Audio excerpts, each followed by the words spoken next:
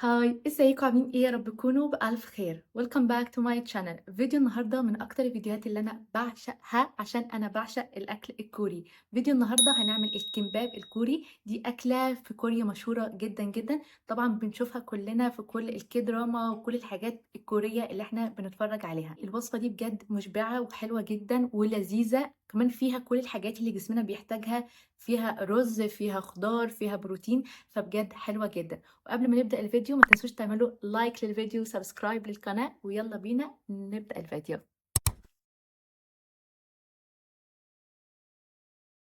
هاي، دلوقتي هنبدأ وصفة الكمباب. طبعا متحمسة جدا جدا. أول حاجة بنحتاجها هي الورق النوري أو الطحالب البحرية، بجد بيديه طعم تحفة جدا جدا. كمان هنحتاج الجزر، دي أهم حاجة. كمان هنحتاج فلفل أحمر أو فلفل أصفر أو الاتنين عادي، عشان أساسا الكمباب بيتميز إن هو بيكون من جواه كده ألوان، فكل ما انت كترتي في الألوان كل ما كان شكلها أحلى بكتير.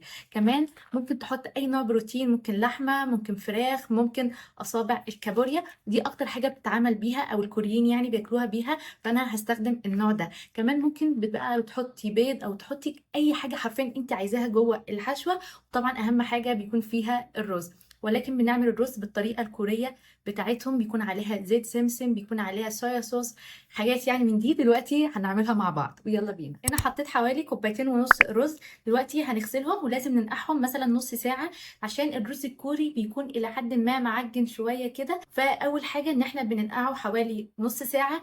تاني حاجه ان احنا بنزود عليه الميه اللي احنا بنيجي نحطها عن الرز بتاعنا العادي. مثلا احنا بنزود شويه صغيرين، لا الرز الكوري بنزود شويه حلوين عشان يطلع معجن اساسا. دلوقتي بعد ما الرز اتنقع نبدا بقى نعمل الرز. بعد كده هنبدا نحط الرز بتاعنا. بعد كده في الخطوه دي بحب احط الملح والفلفل،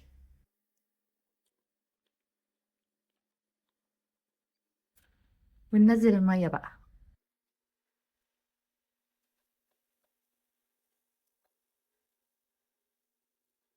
على ما الرز يستوي هنبدأ دلوقتي ان احنا نقطع الخضار وكمان نشوحه، وبعد كده نبدأ ان احنا نعمل الكمباب.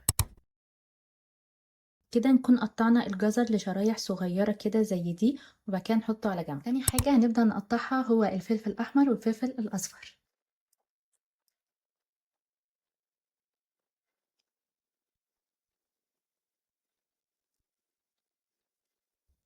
كده أكون خلصت تقطيع الجزر والفلفل الأحمر والفلفل الأصفر. دلوقتي هشوحهم. أول حاجة هحط شوية زيت زيتون. الجزر يتشوح كده، يكون الجزر اتشوح. حطه دلوقتي في الطبق. هنحط تاني زيت زيتون، وهحط الفلفل الأصفر. وبكده يكون الفلفل اتشوح. دلوقتي هحطه في الطبق. زيت زيتون، وهحط الفلفل الأحمر. بعد كده هحط تاني زيت زيتون، وهبدأ أحط صوابع الكابوريا. أحط عليهم شوية ملح، شوية صويا صوص.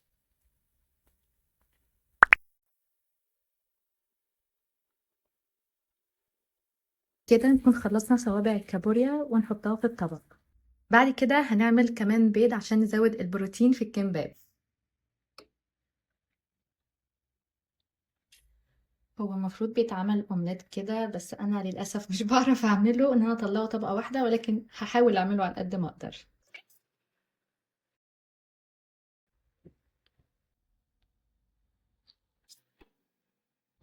كده كل حاجة عندنا بقت جاهزة. الجزر متشوح، الفلفل المتشوح، فلفل احمر متشوح، كابوريا، والبيض. دلوقتي بقى الرز خلص. هنبدأ دلوقتي نحط عليه زيت السمسم، نحط عليه برضو صويا صوص، وهنحط عليه سمسم،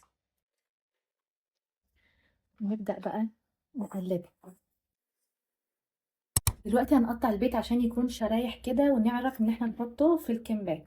دلوقتي بقى هنجيب الورق النوري او اللي هو اسمه طحالب البحر عشان نبدأ نعمل الكمبات. بيكون فيه الكمية دي كلها من جوه. هو بصراحة غالي شويتين تلاتة، ولكن الكمية بتاعته كمية كبيرة. ورقة الكمباب بيكون فيها وشين، وش خشن كده اللي هو ده، ووش بيكون ناعم. احنا هنحط الحشو على الجزء الخشن عشان يمسك ورق النوري.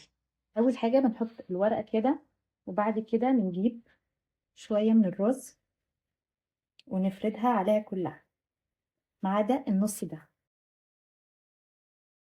بعد كده بقى بنبدأ نحشي. ناخد حاجة من كل حاجة، نحاول ان احنا ما نحشوهوش كتير عشان واحنا بنلفه برضو ما يتقطعش مننا. بعد كده نحط الكابوريا، نبدأ بقى ان احنا نلف بالراحة عشان ما يتقطعش مننا. واخر جزء اللي احنا سيبناه ده هنحط فيه مية عشان يقفل الورق. بس كده، دي اول واحدة. بعد كده دي واحدة تانية نبدأها برضو، نحط فيها رز، نبدأ نحشي تاني،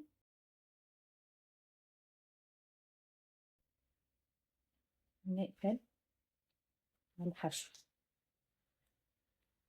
ما نتكاش قوي عشان الورق ما يتقطعش مننا. نبدأ في الحتة الأخيرة دي نحط عليها مية عشان يقفل الورق. بس كده. عشان ازينها هحط عليها شوية زيت سمسم عشان تديها اللمعة اللي احنا بنشوفها في المسلسلات. بعد كده رش شوية سمسم بالزينة. بعد كده هنبدأ نقطع الكمباب، بس أهم حاجة لازم يكون معانا سكينة حامية عشان تتقطع معانا كويس.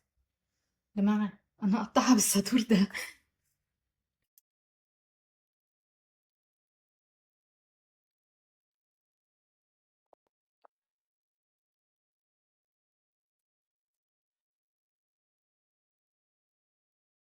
دلوقتي اللحظة الحاسمة عشان ندوق الكمباب مع بعض.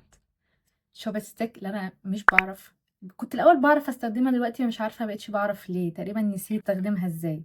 في مره كنت باكل كمباب في مطعم كوري، وحاولت ان انا امسك الشوب ستيك ومعرفتش، نسيت بجد بتتمسك ازاي. كان قدامي ترابيزه كده فيها ناس كوريين، المهم ان في واحده خدت بالها ان انا باكلها بالشوكه، قامت جايه بصالي ومزعقالي بجد، اللي هو انت بتاكليه بالشوكه ازاي يا بني ادمه انت. المهم ما علينا من الحاجات دي دلوقتي. احاول ان أنا امسك واحده. واو واو. عموما لما بيجي يتاكل هما بياكلوه كلها على بق واحد، بس انا حاسه ان دي كبيره قوي على بقي فانا هقطمها يعني.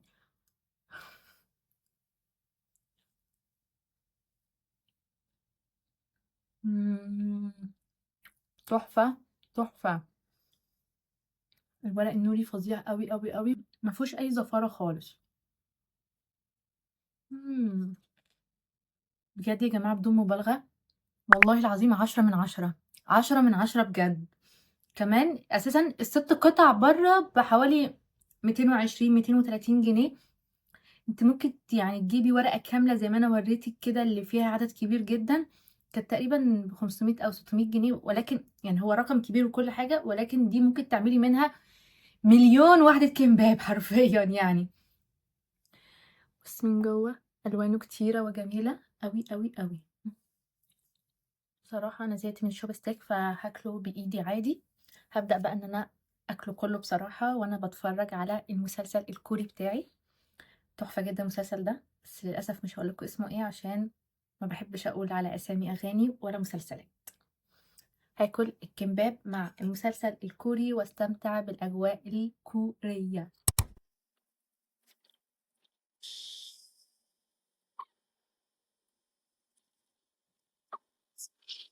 صراحة الاحداث مثيرة قوي قوي، فهقفل الفيديو عشان اروح اتفرج عليه.